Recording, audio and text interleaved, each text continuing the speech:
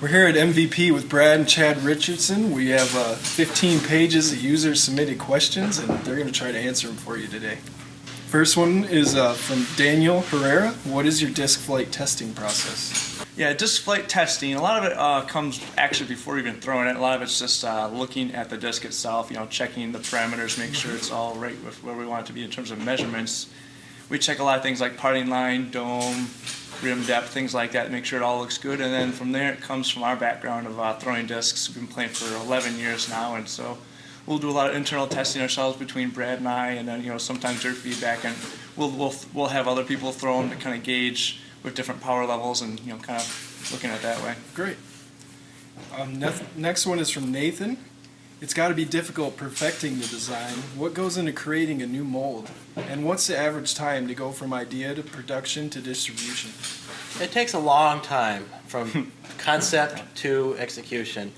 Sometimes over a year. Sometimes if we're quick, and we'll be lucky if we get it in 6 months. But many times it seems to be the average is 1 year. Starting with concept, the design takes several weeks. Chad kind of talked about the design process. It's definitely very challenging. The biggest thing with overmolding with our gyro technology, it presents a lot of hurdles. A lot of it comes down to, since we're doing 2 stages of molding, we have to mold the first component. We have to predict the shrink parameters of all the materials we're using, and then from there it has to fit the overmold perfectly, and there's very little margin of error when it comes to that. So a lot of precaution with that aspect, and then like Brad said, the design process to ending production is sometimes up to a year. We've gotten a lot better over the years. We're a lot more confident with our turnover time, but it's quite challenging. But we're getting pretty good now. Great. And a couple of questions about the rim weight ratios and testing. Kyle has a question. What is the rim to flight plate weight ratio of MVP compared to traditional disc? That's a good question. Well, a lot of it comes down to just the overall material we're using. The core, the centerpiece that's molded first, we don't put any weight filler, so it is the lightest possible core. That way, from there, we can put all of our weight fillers and weighting agents in the overmold. A lot of the materials, for example, our overmold material is anywhere from 3 to 5 times as dense as the core. So it's quite heavy. If you pick up the raw material in your hand, it feels quite heavy. And then once it's put into the overmold, it's it brings the moment of inertia up when you're throwing. Awesome. It's a lot heavier. Here's one from Trey. Have you ever molded up a disc with the same plastic for both pieces, i.e. non-gyro? I think if we were to do that, it would be very comparable to just a 150s disc. I mean, our 150s class has a little bit of weight filler in the rim, but it's like a 150s is the closest that you're going to see as far as like being the same weight. Yeah, like any disc, as you have your 175 versus your 150. Your 150s are going to experience a little bit more turn and fade or wind fluctuations. Our 150s do see that, but not as much. They're more muted with the gyro mold, a little bit more smoother transition. How would you explain the flight of a gyro disc compared to a non-gyro disc? The biggest difference is your moment of inertia. What that is you're pushing all of the excess weight to the outside edge, and what that does is you're basically creating a gyroscope. One thing that I like to compare to is J. Yeti Redding. He's often stated it's a gyroscopic airplane wing, which is quite accurate. You have your aerodynamic shape that influences your overall flight of the disc, but the other aspect is when the disc is spinning, you want it to stay on that line of flight. So when it's spinning and it's more weight on the outside, it's going to stay on that orientation a little bit longer than most. So a good way to describe it to someone who's not very familiar with the disc is a spinning top. You spin the top, it'll stay upright, maintain its orientation, and that's what an extra gyroscopic disc will do, is it maintains that orientation when it's in flight. Have you ever tried to make a 175 gram fission core disc? Is there any? That's a good question. I guess so. We'd have to first explain what fission is briefly. But fission technology is we're essentially using our current materials, our urethanes in the core, but we are infusing thousands and thousands of little bubbles inside of the plastic. Basically, we're taking a whole bunch of bubbles inside the flight plate and making the core lighter. And what that allows us to do is introduce even more weight filler on the overmold. At the same time, bringing the overall weight of the disc down, so you get the benefits of both increased gyroscopics and having an overall lightweight disc. That way you can stay and glide a little bit longer. Yeah, generally a 165 is kind of like where we kind of cap off the weight, because that's already close to the maximal load of the weight filler that we're using, or at least very close. Yeah, it's actually it's the equivalent torque resistance, the rotational moment of inertia, to about a 185 gram disc, about 20 grams heavier. So a 165 gram disc is already quite maxed out as far as the angular momentum. Now, I mean, there are other weighted compounds that we can use that are very, very heavy, but they're very, very expensive. So, I mean, it's down the road, probably very possible, but that would be the hurdle to get anything heavier. Yeah, and like Brad said, a 165 gram disc has the gyroscopic torque resistance of a 185 gram disc, but the downside of having, let's just say, a 185 gram disc, it's too heavy. It's not going to stay in the air. So with a fission disc, you get benefit of both worlds. You have the gyroscopics and also the lightweight glide. Awesome. All right. Here's one from Joe. Because of the gyroscopic properties and the effect that it has on the flight of the disc, have you guys noticed any disadvantages to molding certain types of discs? I don't think so. I don't think so. Oh. No. I know It only gets better. Yeah, it's the inherent nature of a flying disc. You have your linear momentum, which is you're throwing it forward, and in order to stay on line is gyroscopics. That's that's a physical aspect of a disc you want to improve. I know some people have theorized that we couldn't make a very overstable disc or a very understable disc, but I think we proved that wrong with the phase and the orbital. Those were the two extremes, and we intended those to be extremes, just to kind of show that you can have a very understable. Yeah, with the gyro extreme, disc, like Brad, like Brad's saying with the aerodynamic flights, it's actually going to make the transition of an overstable disc or an understable disc smoother, more predictable, I think. Okay, next one's about new plastics. Will there be any new plastics this year? Yeah. Firm electron. Actually, electron? right here is a firm electron ion prototype. Again, that's going to be released coming this year. I'm pretty excited about it. I usually put firm putters, so that's one coming out for new plastics. Timeline? We're not sure. It's probably going to be later. The presses are pretty booked right now for the next few months, so it might be summer or fall before we get to that one in particular. Yeah. I know we're all looking forward to it, so. Yeah, I'm anxious for it too, don't worry. That was probably the putter that you've been wanting since day one. Yeah, that putter in particular is like literally 5 years in the waiting for me, so I'm excited for it. Okay, so majority of the questions were about the electron plastic, so we're going to call this portion the Electron Super Bowl. And when is firm electron coming? Soon. We wanted to launch it very quickly. Granted, we do have a lot with our production schedule. It's pretty booked right now, but as soon as we can. We got a prototype actually right here. This is a firm ion. I'm really excited for these. We've been pretty eager to get all our plastics launched, but it comes down to we've got all our distance drivers of MVP and Axiom to launch first, but we're getting there very quickly. Yeah, quite naturally. We're going to start out with the 23 millimeter distance drivers first, and so there's a lot of distance drivers we're releasing this year. So during the season, we're going to be production's going to be going for those, but as soon as we're done with those, we'll be trying to get the electron firm out. Look for these later in the season. Yeah. Yep. Awesome. And Nathan asked, is there going to be an electron tensor volt or Tesla? One of those is planned. We're going to try. We're crossing our fingers possibly later this year on one of those. Okay. I'll leave it a mystery as far as which. Yeah, in reality, we do want to launch a lot of our molds in electron. It's just it's a little bit more timely because we have to build molds for each and every one. But one of those we're going to be giving a shot. So it's safe to say some mids will be coming out in electron too. It's possible. Eventually. Yep, eventually. Yep, I would say so. Great. How about the electron putters? Are you going to expand into Axiom? Proxy and Envy? Yeah, we do want to experiment with electron and Axiom with the colorability and whatnot, but it's a matter of time before we experiment and see how it goes. We'll require some experiments because you're mixing colors, different colors and things like that, and we're going to experiment first before we actually do it. Yeah, a lot of it is we don't want to just dive into something blindly and just launch something that's not to our standards. We want to take our time, make sure it's done right beforehand. All right, we're going to continue on with some questions about models and plastics and lots of topics and questions about new stuff, maybe some old models. And we're going to jump into it with the Matrix. When's the release date for this? Circuit events, Yeah. pretty much. That's where they're going to say their debut is the first circuit events. It's going to be exclusive for the circuit events at first. That way we can, compete with them during the tournaments and have a lot of fun with them, get some feedback, and then after the events we'll launch it for production. Yep, after circuit season. So this fall we'll have a stock release.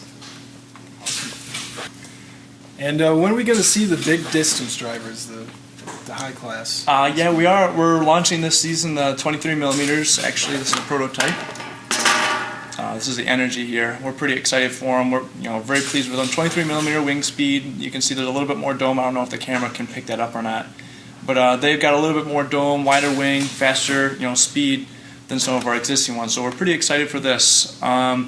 Anything beyond that? Four different stabilities, Yep, four different stabilities for everything from super overstable to understable, everything between. How does the stability compare, like the spectrum? Like I know the 21.5 millimeter MVP we kind of kept that a larger spread. This one maybe a little bit more narrow. This spread's pretty good, and I will say there is an improvement to the spread. If you look at the photon and wave, there is a little bit of a gap between the two. This one, we've evened out the stability gap, so each increment will be a little bit more consistent. Awesome. We're excited for them. Okay, this is a question from Joshua. Will there be more discs available in more plastics in 2016? Oh yeah, lots. I Lots think to our come. release Oh, yeah. schedule, we're going to probably be releasing lots of new products. Yeah. Yeah, our machines are booked 24/5 right now. We're running everything we can. Okay, here's a question from Dan. When are we going to see the plasma photon? I know it's a fundraiser. It'll be a fundraiser. Yeah. Again, we want to keep it exclusive to the fundraisers during circuit season to help those out who use it as fundraiser model. Yeah. And then after circuit season, it'll see a stock release. Okay. So later on this year, hopefully. Oh yeah. Yep. All right. And how about shock and proton?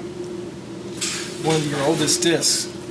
It's a possibility. I think yeah. we kind of blanketed that with the 17 millimeter class The and other resistor. plastics. I mean, definitely not impossible. I know proton resistor was one we've seen a lot of requests, and proton shocks would be another one. So maybe a circuit fundraising model in later years, but a lot of it's just the popularity of the distance drivers. We kind of target those first, and then we'll branch out maybe eventually. Are we going to see any more fission drivers this year? Or Yeah, near future? I think so. I mean, we're pretty eager with it, especially being in faster discs. That's when you really start to see its benefits. We're definitely going to try it in the one of the middle stabilities on the 23 millimeter. Look forward to that one. Awesome. Yep. Can't wait.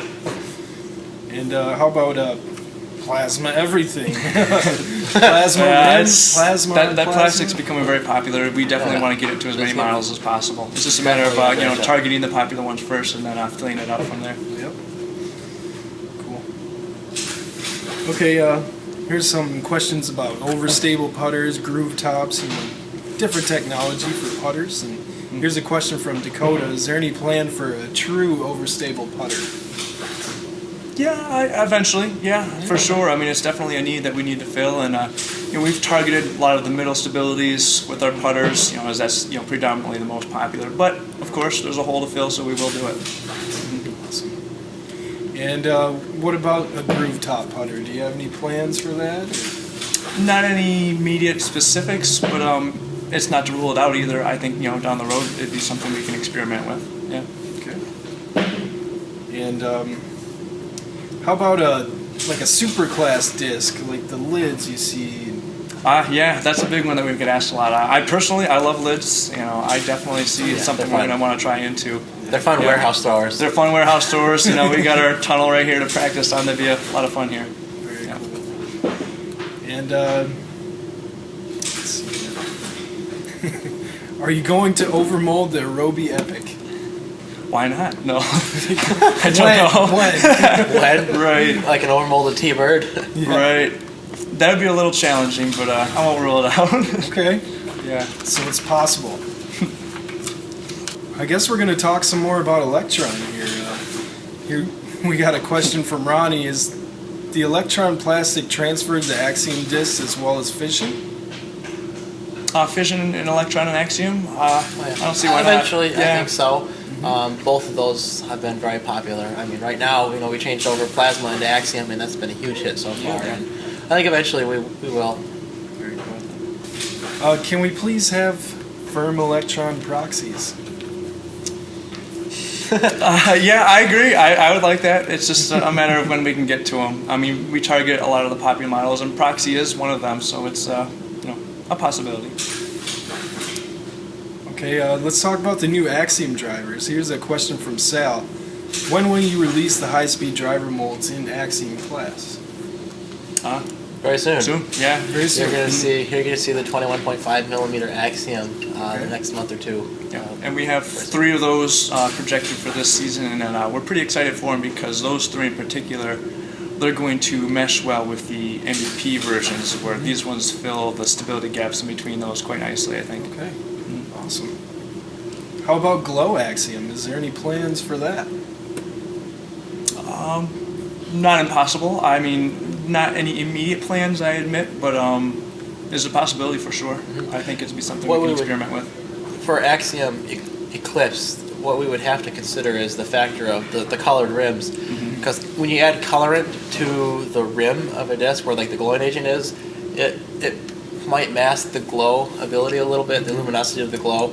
So you gotta be careful. I mean, you can do it, but it's a balancing act of having good color, but also have it glow as well. Because you put too much color in it, make it bright color, it might detract from the glow ability of it. So possibility is we could consider possibly the using the core as the glow. That we can do colored overmolds, but again, the concerns of the weight filler and the glow being heavy. So it's something we'll have to tinker with and see a little what bit of works. learning involved Yeah. to consider that But one. it's on the drawing board. Yep. Oh yeah, it's been discussed. Cool. And how about a plasma wrath? Yeah. You're gonna see a lot more I think- Axiom plasma models. It's been a huge hit this year. I know Now, the as wrath far, is one of my favorites. Yeah. now, as far as which ones are not fully decided yet, Right. whether it's gonna be the Wrath or Insanity or any others, we're not sure yet. But there's gonna be more Axiom plasma for sure. And how about a watermelon mini?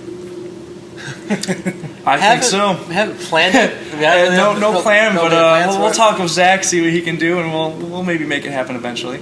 Yeah. Awesome. Are we going to see a more overstable MV? Pretty much an overstable putter, pretty much. Yeah, Yeah. I don't see. Yeah, I definitely, because there's definitely a need for an overstable putter in that category. Definitely.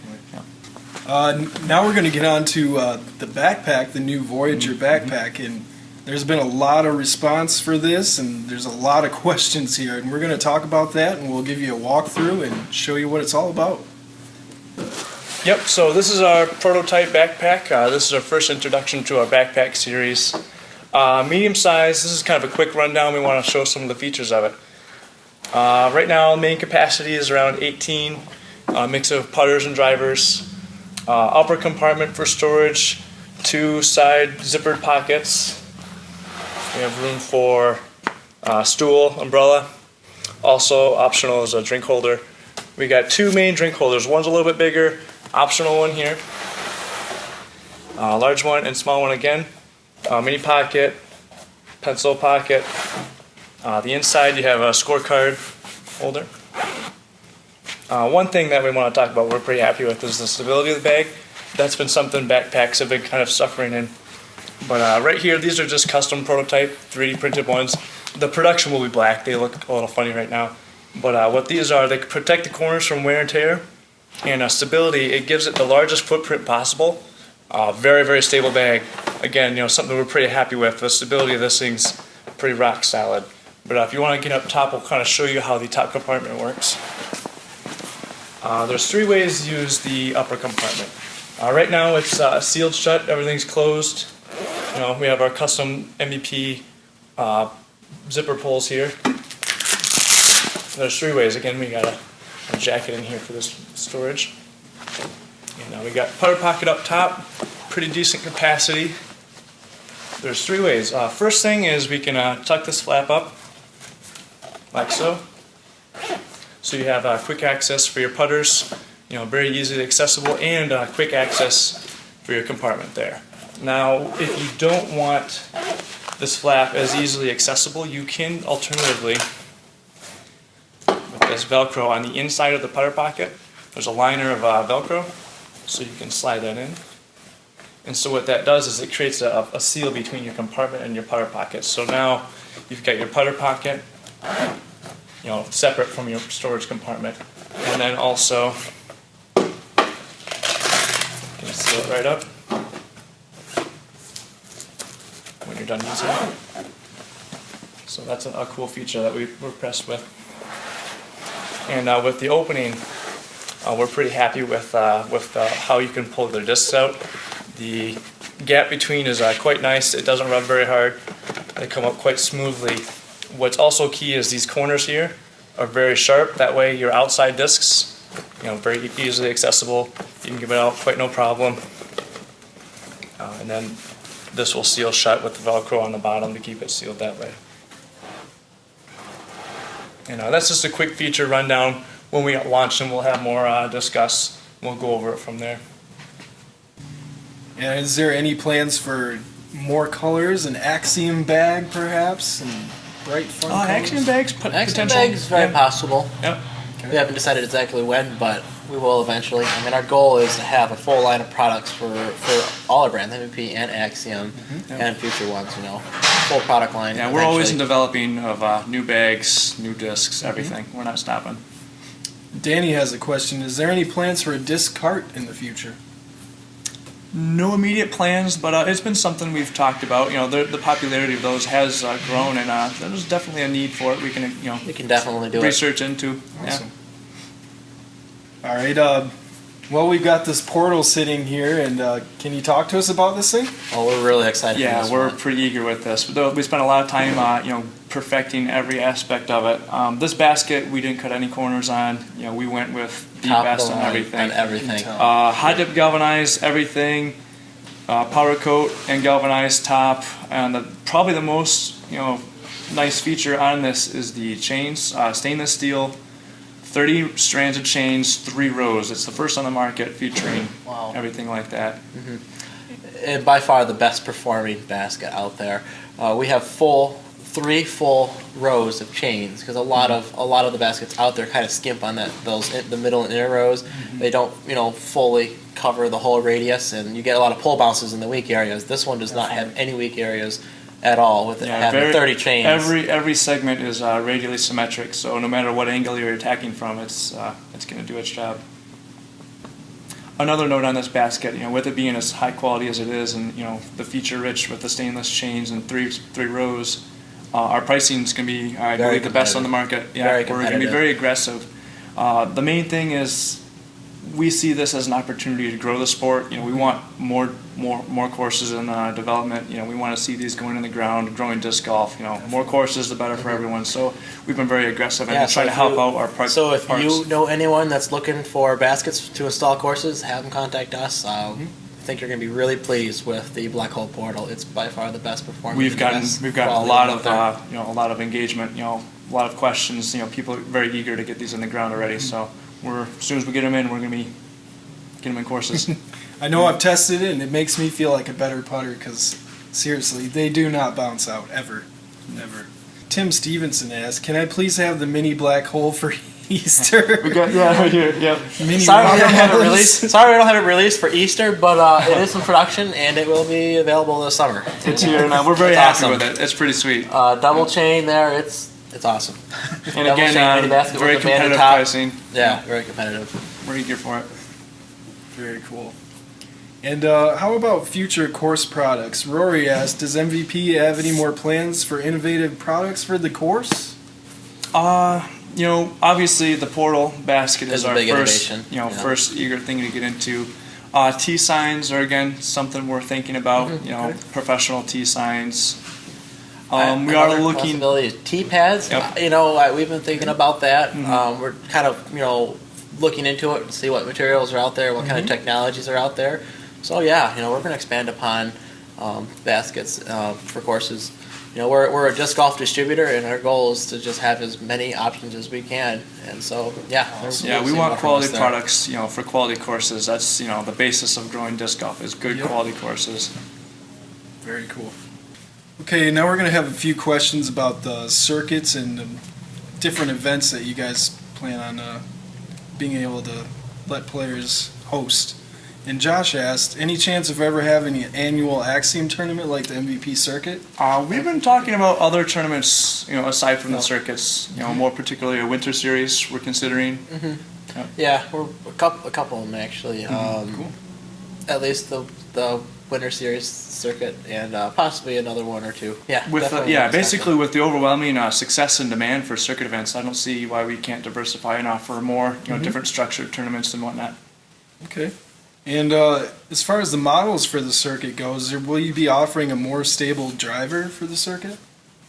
Or upcoming circuits? In future years, yeah, most definitely. This year we kind of we went on the understable side with the driver, but then on the other extreme we went on the overstable side with the mid range. So it was kind of intentional. It was kind of get that spectrum in there. A lot of it's mostly filling holes in our lineup. For example, the spin being an understable putter. That's kind of our first true understable putter. With our mid range, again very overstable, and the fairway driver is going to be very understable. So as more events come up, it'll just be filling holes in the lineup. Cool. Do you guys have any plans for an online factory store or offer mystery boxes and retail? No, not really. I mean, a lot of it, as we're a wholesaler, we want to ship our product to online stores, brick and mortar stores, and let them do all the retail to benefit from the sales. A lot of our dealers have contributed to our success, and we want to do everything we can to support them. So, no, we don't have any plans of doing a factory store of that nature. Okay. Here's a funny question from Josh. Where do you see yourself in 5 years? I actually like this question. That's an interesting one. Yeah. The way I like to answer it is to reflect back on the past 5 years and see where we've come from in 5 years, and usually project where we're going in the next 5 years. And 5 years ago when we were first starting out, we were in our garage and barn and pretty much zilch. I mean, our dad had his molding company, and from scratch we built a mold. And seeing where we came from in the past 5 years, we've come a long ways. A little over a year ago, we built this new facility and moved in, and we've got a huge product line, a full line of disc golf products. So the thing where we came from in 5 years, and the current growth rate is massive. It's just like, I can't even imagine what the next 5 years is going to be. I'm sure it's going to be quite phenomenal. I mean, just for the sport altogether, but also just the gyro revolution. The gyro, we're exploding, and next 5 years it's going to be big. Yeah, Brett put that very well. I mean, we've exploded since then. And starting out, we've had very little resources and very little experience molding discs. But 5 years later, here we are, and with a lot of experience, we're still experimenting with new technologies, other discs. Our warehouse, it's full in 1 year. We're already going to be expanding this spring and summer. So only from here, it's limitless, really. Awesome, guys. Hope everyone out there enjoyed the Q&A, and let's do it again sometime. Yeah, again, we thank you guys, for taking the time to ask us all these questions. I had a lot of fun answering them. Yeah, it was fun. Answering the questions, learning about what everyone wants to know about. Yeah, it's good feedback for us, and we're excited to grow together. Without your support, we wouldn't be here. So, again, thank you. We're excited. Awesome, guys. See you next time. Yep, see you.